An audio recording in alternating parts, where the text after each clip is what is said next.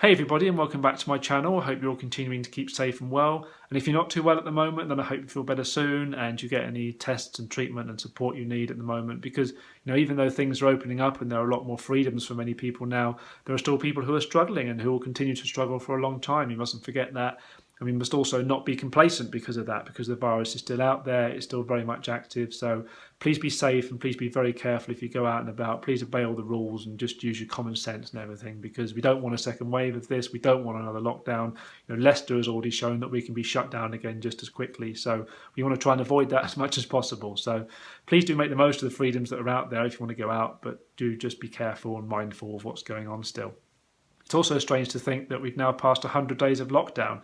For me personally, that seems to have passed quite quickly now looking back at it. I know for others it's dragged terribly and will continue to do so going forward.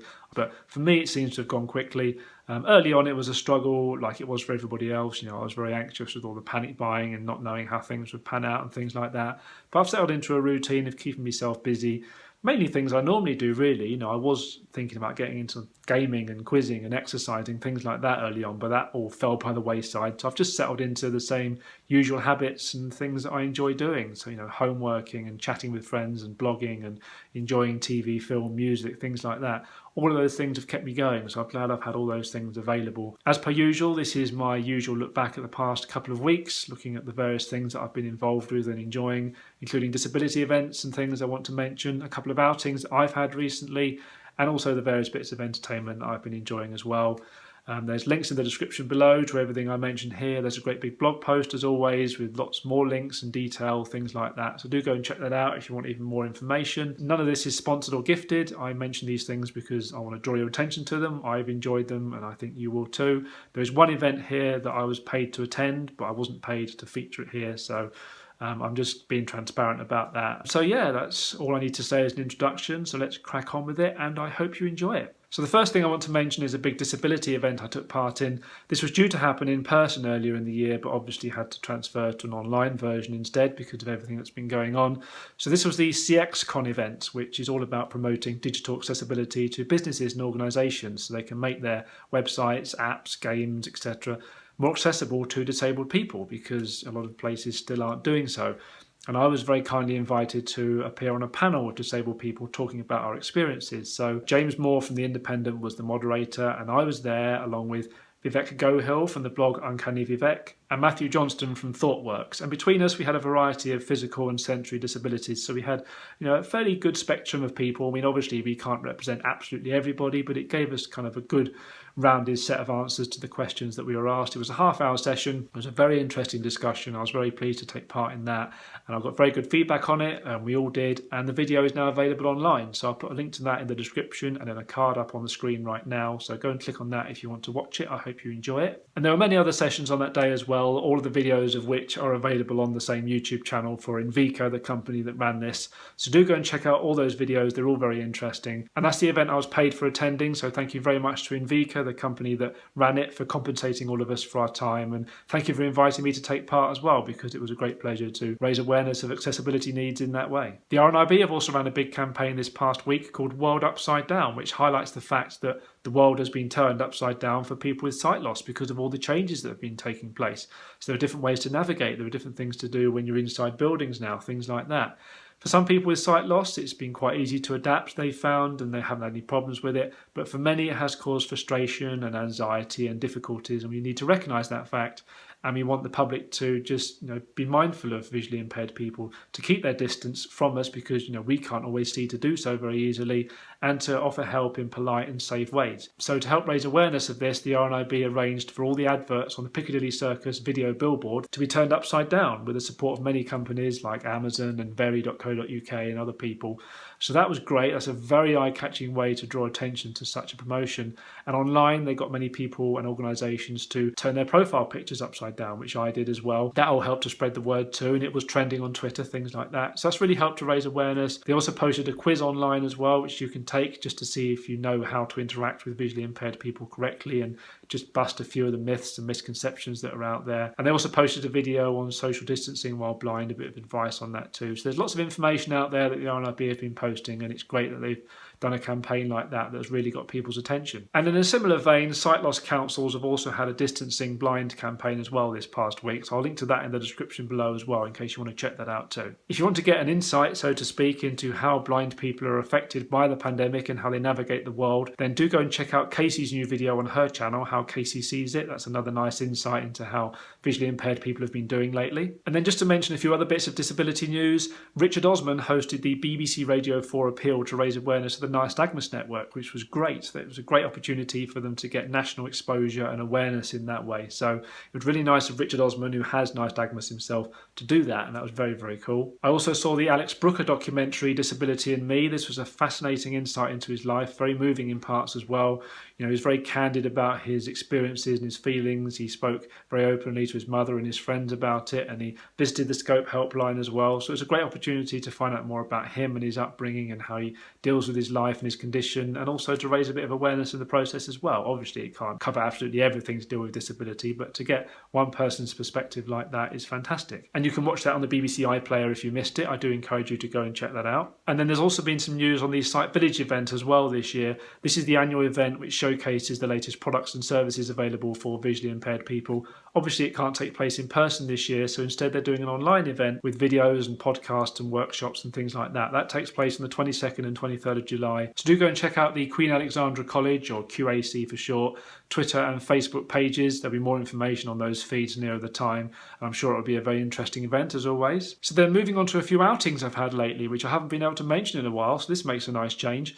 The first thing I went out to was my uncle's funeral, so not the most cheerful of occasions, but it got my mother and I out of the house for the first time in ages. So it was a lovely little service, and we were all socially distanced in there, of course, in our respective household groups, so everyone was kept nicely apart. There was a song played in there called Watermark by Enya, which I hadn't heard before, so that was lovely. And yeah, afterwards we went outside and looked at the flowers that were laid out and chatted together and things. Again, people were keeping socially distant for the most part, but there were instances of people perhaps drifting closer together just out of habit. And one lady who was an old friend of my mum's came up and gave her a kiss on the cheek, which she probably shouldn't have done, but we didn't mind in the circumstances anyway. And 2 weeks on, we've had no reports of anybody being infected on that day, so I think we're fine. And then more recently, over the past weekend, I've been out for a couple of walks, and this is the first time I've been out for long walks in 4 months, which is lovely. I mean, I've really missed doing that. It's been great to get out and enjoy the sunshine. It's been lovely weather. So I've just been, again, staying in my local area. I've walked through my local park to see what it's like there, and I've walked up and down our long main road that's near me. And yeah, most of the shops are open, and the amount of people and traffic around seems to be at normal levels as far as I can tell. The only ways you can realise that things are not quite right is that you've got the keep your distance signs stenciled on the pavement, and there are a few people wearing masks at bus stops if you have to wear them on public transport now. They'll probably be mandatory in shops as well very soon, face coverings. I didn't go in any shops. I have no intention to either. I'm staying well away. The only thing I want to do is get my hair cut, and I have seen that my barber's is open. I did walk past it, but there was a queue outside, so I'm going to try and go at an early time when they tend to be less busy. So yeah, it's been nice to get out and about again. I did 4 miles each day, which is good. Each weekend I'm going to keep going for walks like that, try and go a bit further each time again, build up my walking distance. I didn't want to push it too far first time round, but I'll try and go a bit further each time and just get a bit of exercise, which I really need right now. So then back at home and moving on to entertainment that I've been enjoying. So first off, I'll start with a couple of films that I rented on Amazon Prime recently. The first is A Monster Calls. If you've been watching these videos, you'll know I saw the online stream of the theatre show just a few weeks ago from the Old Vic, and I saw it in person a couple of years ago as well. So I thought I'd see the film. I've wanted to see that for a little while, and I really enjoyed it. It's a lovely film. There's lots of great special effects in there for the monster and the animations that go with the stories he tells and things like that. And Liam Neeson is the voice of the monster. He's very, very good. And Lewis McDougall gives a wonderful performance as the young boy Connor, who is struggling to deal with his mother's terminal illness and the fact that she is going to pass away from it. That's why the monster comes to him to tell him a few stories that helps to kind of enlighten him and forces him to tell his own truth, forces Connor to kind of be brave and open up about his own real feelings, the things he's really scared to say. It's a very powerful story in whatever form you consume it, whether it be the original novel or the film or the stage play. So I really enjoyed that. I think the theatre show is better. I think you don't need all the fancy special effects you get in the film and things like that. I think it feels more real, more human in the theatre show. But the film is still very, very good, and I do highly recommend it if you enjoy the story or you just enjoy a good human story, really. It's something we can all relate to. So I do encourage you to check it out. It is very, very moving.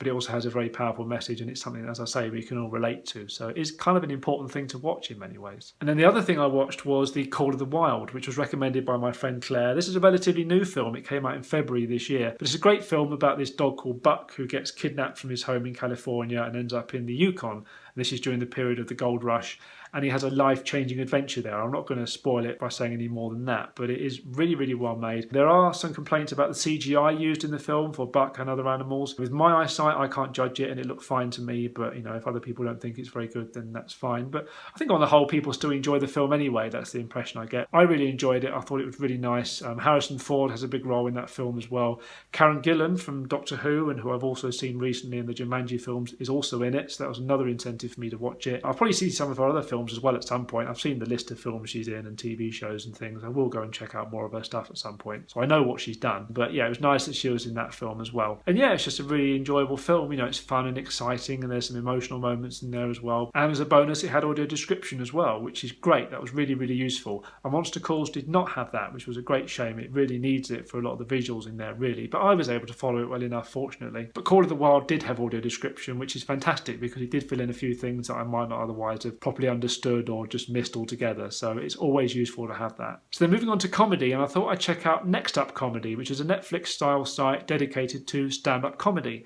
And they've got about 170 titles on there from various comedians. Some I know, some I don't. A few I already own on DVD anyway. So there's a nice little selection of titles to choose from there. I don't suppose I'll like more than half of them, but at least it gives me a little bit to check out for a little while. Depending on how you approach it, depends on how you pay for it as well. So if you go through Next Up's website directly, then after their 7-day free trial, you can pay $9.99 a month, which is excessive for the limited amount of material they've got, I would say. You can get it down to $4.79 a month, but only if you pay for an entire year up front. So you're paying over 50 quid anyway in one hit, and if you don't like it, that's a big waste of money, really. So that's a bit excessive as well, I think. And I say that because on Amazon Prime, they have actually got a deal there as well. And if you go via Amazon Prime, you can subscribe to the Next Up channel in addition to your existing Prime subscription for $4.99 a month. You don't have to pay for a year up front. It's just $4.99 a month after you've had a 7-day free trial there as well. So that's more worth it. So I've signed up to that instead. And that also means by going through Amazon, I can watch it on my TV as well, which is ideal. So I thought I'd try it that way, and I've been trying out a few shows. Some I've liked, some I haven't, and this is how things are going to go. So I'm only going to mention the ones that I do like. And my particular favourite at the moment is Bec Hill. I've seen her at a few shows in the past doing kind of little slots as part of a wider show with other comedians involved. So it's been great to see her doing full performances. And there are 2 shows I've seen there. The first is called Bec in 1 Hour, which is from 2015 and features some of her famous flip charts routine, like the Edith Piaf one. And there's a song by Jay Foreman about dinosaurs on Westminster Bridge. There's some great stand-up material in general as well, and an audience member also gets a little moment of fame of their own quite unexpectedly. So it's a good fun show, very light-hearted, very good fun. And then the other show is called I'll Be Bec, and this was recorded at the Edinburgh Festival Fringe last year. And this is another great show. Here Bec has returned from the future to tell us what things will be like, and she's wearing a Doctor Who duvet cover with the TARDIS on it to kind of, emphasise the fact that she's been time travelling. So it's a really fun show. I'm not going to say too much about it other than to say it doesn't go where you expect it to go, and there are things that are set up during the show that you don't realise are set up until later when they kind of pay off and become a bit more relevant, or you realise why she's done certain things. And it's got a few thoughtful messages in there as well, so it's well worth the watch. So I really enjoyed both of those shows by Bec. She's very creative and fun and cheerful and everything, so they were good.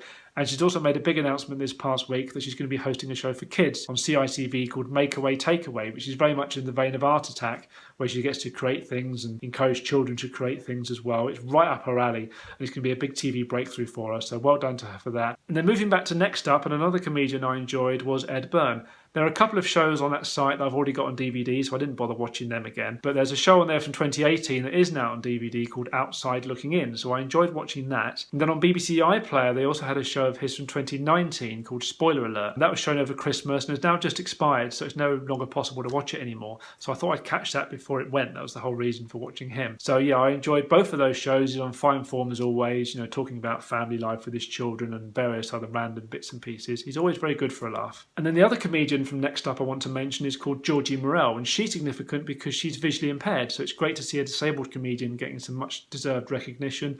Her show called Icon was filmed at the Edinburgh Fringe last year, and it's very good. I mean, her style of humour doesn't particularly appeal to me personally, but she gave a very confident and polished performance, and she deserves to go far, so I hope she does continue to do well. And then finally, a few other bits of random comedy away from Next Up. Andrew Cotter, who you'll remember from his commentaries of his dogs Olive and Mabel, he's now posted a behind the scenes video, kind of a spoof behind the scenes video of his work with his dogs, so that's good fun to watch. There are a couple of cute instances of children interrupting news interviews on the TV recently, which is kind of inevitable when people are being interviewed at home. So on the BBC, a young girl called Scarlett was seen trying to position a unicorn in the background on the shelves while her mother was trying to talk, so that caused a bit of amusement among everybody. And then on Sky, there was a lady who was interrupted by her toddler asking for a couple of biscuits.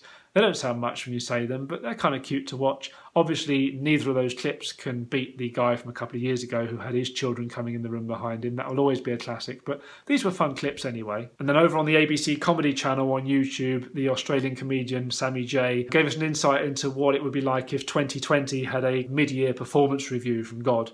And let's just say that didn't go down too well. So that's quite a fun approach to looking back at the year. So then finally moving on to music as usual, and there isn't quite so much to mention this week, but there are a few little bits and pieces I can kind of whip through here. So starting off with theatre, and the worldwide casts of Kinky Boots got together to perform Raise You Up in celebration of Pride. Fans of the Prince of Egypt musical were brought together to perform a special version of When You Believe, which is a lovely song. There's a new musical that's going to come out called The Rhythmics, and they've posted an exclusive first listen of one of the songs from that show online called Waiting to Begin, very appropriately. That's quite a fun little song, so that could be an interesting musical to check out when it arrives on the scene. And then various West End stars got together to perform Queen's classic hit The Show Must Go On to raise funds for Mind and Acting for Others, two very deserving charities. And then talking of Queen, my all-time favourite band, a couple of my other favourite bands also released a couple of interesting videos recently. So Madness got their fans to recreate the original Our House video by recording different bits and pieces from their homes and then editing all the clips together to the original song. That's a good fun video. Everybody clearly had a good time doing that. And then the Rolling Stones have announced